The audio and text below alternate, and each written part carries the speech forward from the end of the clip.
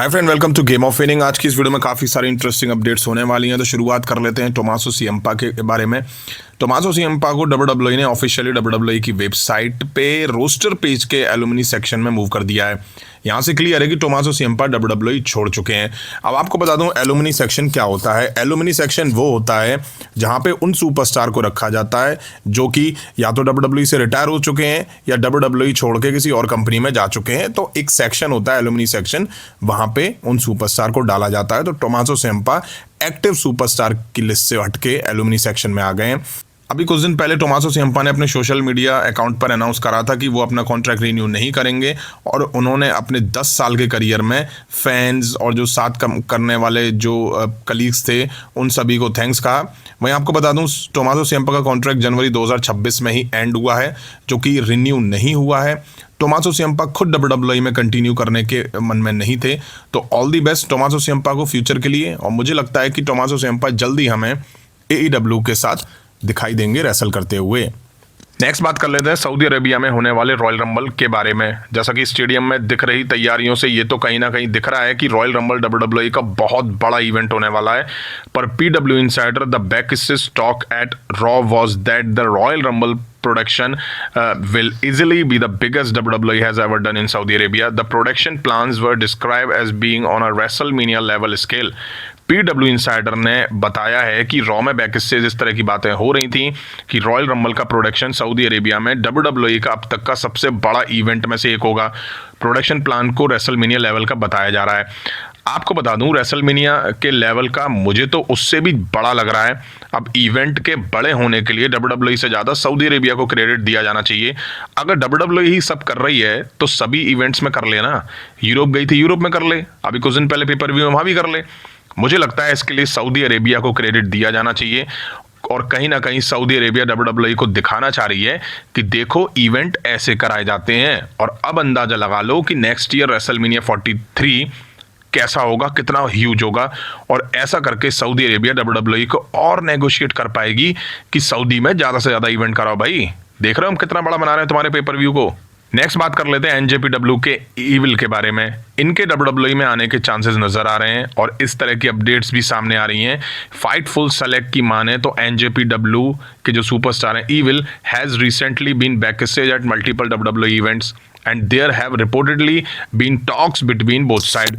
NJPW के जो evil हैं हाल ही में कई WWE के इवेंट्स में बैक स्टेज मौजूद थे और स्पॉट करे गए हैं। और अगर न्यूज़ की माने, अपडेट्स की माने तो दोनों जो हैं दोनों साइड से हैं वो बातचीत चल रही हैं। अब बातचीत कॉन्ट्रैक्ट और डील को लेके होगी। WWE में अगर आना है तो दोनों साइड से ऑफर और नेगोशिएशन चल रहे होंगे। जब दोनों एक सेम पेज पर आ जाएंगे तो साइन हो जाएगा और ईविल हमें WWE में दिखाई देंगे। नेक्स्ट बात कर लेते हैं न्यू सऊदी अरेबियन रेसलर के बारे में। जैसा कि रॉयल रंबल 2026 सऊदी अरेबिया में होने वाला है, वहीं मैंने आपको बताया था कि इस साल WWE के 2 और बड़े इवेंट सऊदी अरेबिया में कर सकती है और नेक्स्ट ईयर रेसलमेनिया 43 भी सऊदी अरेबिया में होने वाला है। ये तो ऑफिशियल है। अब सऊदी अरेबिया वाले जो सबसे बड़ी चीज़ मिस करते होंगे वो उनके लोकल रेसलर, उनकी कंट्री का रेसलर। इसलिए अपडेट ऐसी है कि WWE ने एक न्यू सऊदी अरेबियन रेसलर के साथ डील साइन करी है। आपको बता दूं WWE ने एक सऊदी अरेबिया के रेसलर फहाद तोवेक को परफॉर्मेंस सेंटर डील के लिए साइन किया है। अभी ये डील परफॉर्मेंस सेंटर की है, प्रैक्टिस करेंगे, फिर WWE मेन रोस्टर में लाएगी या हो सकता है NXT में लेकर जाए। अब इसका मतलब कि रॉयल रंबल में तो शायद ये नहीं दिखाई देंगे। WWE और सऊदी अरेबिया आगे आने वाले इवेंट्स के बारे में सोच रही है जहां सऊदी अरेबिया अपना खुद का रेसलर दिखा सके। अब WWE केवल फॉर्मेलिटी कर रही है ताकि सऊदी अरेबिया को लोगों को भी लगे कि हाँ हमारे भी रेसलर को मौका दिया जा रहा है। वहीं इससे पहले सऊदी अरेबिया का रेसलर WWE में मंसूर था जिसको कुछ खास हाथ नहीं लगा। तो इस रेसलर के साथ भी यही होगा। मुझे याद है कि मंसूर ने सऊदी अरेबिया में काफ़ी साल पहले एक मैच लड़ा था जिसमें सिजारो को हराते हुए दिखाई दिए थे और उसके बाद वो कहाँ चले गए किसी को कुछ आइडिया नहीं है। तो मुझे लग रहा है कि WWE ऐसा करके सऊदी अरेबिया को कहीं ना कहीं लॉलीपॉप ही थमा रही है। नेक्स्ट बात कर लेते हैं गंथर के न्यू निकनेम के बारे में। बताया जा रहा है कि WWE has officially filed a trademark for Gunther's new nickname career killer. अब आप नाम से ही समझ गए होंगे कि क्यों WWE ने करियर किलर नाम फाइल करा है। WWE में अब तक गंथर 2 बड़े लेजेंड सुपरस्टार का करियर एंड कर चुके हैं जिसमें गोल्डबर्ग और जॉन सीना जैसे बड़े नाम शामिल हैं।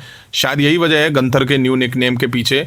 वहीं रॉयल रंबल में एजे स्टाइल के खिलाफ गंथर को दिखना है और इस मैच को लेके स्ट्रॉन्ग अजम्पशन है कि गंथर एजे स्टाइल का करियर भी एंड कर देंगे, तो ये नेम गंथर के लिए ही है। वहीं रूमर्स तो ऐसे भी हैं कि आगे जाकर के वो शायद ब्रॉक लेसनर को भी रिटायर कर सकते हैं।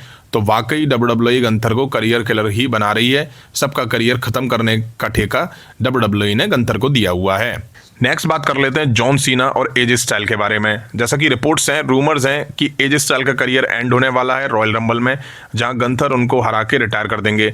अब जब ये सब चल रहा है तो जॉन सीना ने बैक टू बैक 2 दिन एजे स्टाइल के फोटो पोस्ट करे हैं। पहला ये जिसमें वो IWGP टाइटल के साथ दिखाई दे रहे हैं, वहीं रिसेंट में ये सेकंड फोटो पोस्ट करी है जॉन सीना ने। अब इन फोटो के पोस्ट करने का मतलब क्या है, वो ये है कि जॉन सीना भी इशारा कर रहे हैं कि एजे स्टाइल रिटायर होने वाले हैं। जॉन सीना ऐसे करके कहीं ना कहीं ट्रिब्यूट दे रहे हैं एजे स्टाइल को उनके रिटायरमेंट के लिए। अब मुझे लगता है कि WWE फैंस के इमोशंस के साथ प्ले कर रही है। रॉयल रंबल से पहले एजे स्टाइल रिटायर हो रहे हैं, ऐसी हाइप बना दी गई है। फैंस को लग रहा है कि एजे स्टाइल का करियर एंड है रॉयल रंबल में। ऐसा करके WWE सोच रही है कि रॉयल रंबल की हाइप बन रही है, बट मुझे लगता है कि WWE मौके को कैश कर रही है, क्योंकि अगर एजे स्टाइल रिटायर हो रहे हैं तो आपने कहीं ना कहीं रॉयल रंबल में होने वाले मैच का रिजल्ट पहले से लीक कर दिया है, तो फिर मैच का क्या मजा। अब मुझे लगता है शायद एजे स्टाइल रिटायर ना हो रॉयल रंबल में, और होते हैं तो वाकई ये बहुत बड़ा शॉकिंग होगा। नेक्स्ट बात कर लेते हैं सऊदी अरेबिया में होने वाले रॉयल रंबल में सरप्राइज एंट्री के बारे में। सवाल ये कि सरप्राइज होंगे क्या, क्योंकि ज़्यादातर नाम WWE ने कंफर्म कर दिए हैं, और जो कंफर्म नहीं है उनमें से भी कुछ सुपरस्टार दिखेंगे, ऐसा आइडिया सबको है ही। जैसे कि रोमन रेंस कंफर्म हो चुके हैं, ब्रॉक लेसनर दिखने वाले हैं, तो ये सरप्राइज नहीं है क्योंकि ये ऑलरेडी पोस्टर पर आ चुके हैं। टिफनी स्ट्रैटन कंफर्म नहीं है बट पता है दिखेंगी। बियांका ब्लेयर कंफर्म नहीं है बट पता है दिखेंगी। तो इसको लेके एक रिपोर्ट आ रही है जिसमें कहा गया है कि रिपोर्ट्स के अकॉर्डिंग WWE को बिलीव है कि वो इस साल रॉयल रंबल में पार्ट लेने वालों को सरप्राइज रख पाएंगे। मतलब कि जो सरप्राइज एंट्री हैं WWE को बिलीव है कि वो उनको सरप्राइज रख पाएगी। WWE सोर्स ने यह भी क्लेम करा कि उन्हें लगता है कि इस साल ये काम नॉर्मली ज़्यादा आसान होगा, क्योंकि वो चार्टर्ड प्लेन से सरप्राइज जो सुपरस्टार हैं उनको सऊदी अरेबिया भेज पाएंगे। कल रात रॉ के बाद कई टैलेंट सऊदी अरेबिया के लिए निकल चुके हैं, जबकि बाकी टैलेंट जिनमें सरप्राइज शामिल हैं, जो कि सरप्राइज एंट्री होंगी रॉयल रंबल में, वो इस हफ्ते बिल्कुल लास्ट में सऊदी अरेबिया के लिए जाएंगे। आसान इसलिए भी है क्योंकि ये इवेंट सऊदी अरेबिया में हो रहा है, यूएस में नहीं हो रहा है। यूएस में होता तो कहीं ना कहीं चीज़ें स्पॉट हो जाती हैं। अब सऊदी में क्या होगा, सऊदी में बड़े आसानी से WWE यूएस से उन सुपरस्टार को निकाल के सऊदी ले जाएगी और सऊदी में आराम से जाके सरप्राइज एंट्री करा पाएगी। और यही वजह है कि अभी सरप्राइज एंट्री जो हैं वो स्ट्रॉन्ग तरीके से बाहर नहीं आ रही हैं। जैसे कि आपको बता दूं, क्रिस जेरिको का नाम बहुत टाइम से रूमर्स में था, बट अब थोड़े उनके नाम के रूमर्स कम लग रहे हैं। वहीं आपको बता दूं, सरप्राइज एलिमेंट में स्टोन कोल्ड का नाम भी सामने आ रहा था। अब देखना ये होगा कि जो सरप्राइज एंट्री हैं वो कौन कौन से सुपरस्टार करते हुए दिखाई देते हैं। नेक्स्ट बात कर लेते हैं सऊदी अरेबिया में होने वाले रॉयल रंबल 2026 के बारे में। आपको बता दूं, ये फाइनल लुक जो है वो स्टेज को लेकर के निकल के आ चुका है। इवेंट कैसा होने वाला है अंदर से वो निकल कर आ चुका है। काफ़ी ज़्यादा ह्यूज सीटिंग कैपेसिटी आप देख सकते हैं। ये रात की वीडियो जिसमें आप लाइट्स वगैरह देख सकते हैं, काफ़ी ज़्यादा मतलब अच्छा लग रहा है इवेंट देख करके। और वही अगर मैं रिंग की बात करूँ या और रिंग सेटअप की बात करूँ तो वही पुरानी स्टाइल में है, पुरानी थीम पर है।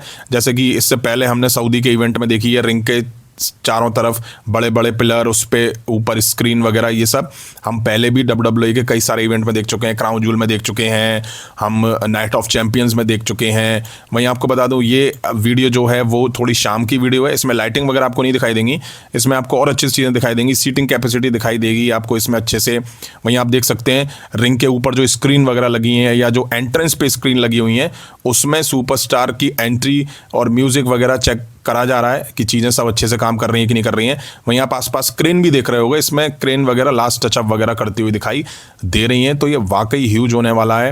हालांकि थीम वही है, निक्की बेला का इसमें आप देख सकते हैं एंट्री चल रही है, तो यानी निक्की बेला भी यहाँ पे एंट्री लेने वाली हैं। तो ये कुछ है सेटअप रॉयल रंबल 2026 का। तो फ्रेंड, ये थी WWE से रिलेटेड कुछ इंटरेस्टिंग अपडेट्स। उम्मीद है वीडियो आप सभी ने यहाँ तक देखी होगी। देखी है तो लाइक नहीं करी तो लाइक करें, चैनल पर नहीं तो चैनल को सब्सक्राइब करें। मिलता हूँ जल्दी नेक्स्ट वीडियो में। Thank you.